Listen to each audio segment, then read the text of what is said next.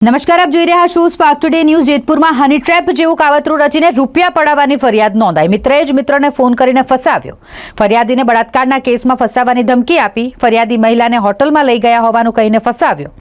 આરોપીઓએ ફરિયાદી પાસેથી 50,000 રૂપિયા પડાવ્યા હોવાનો આક્ષેપ છે। જેતપુર સિટી પોલીસે 5 આરોપી વિરુદ્ધ ફરિયાદ નોંધી। સિટી પોલીસે દંપતી સહિત અન્ય 2 શખ્સોની ધરપકડ કરી અન્ય એક ફરાર એક શખ્સની શોધખોળ હાથ ધરી છે।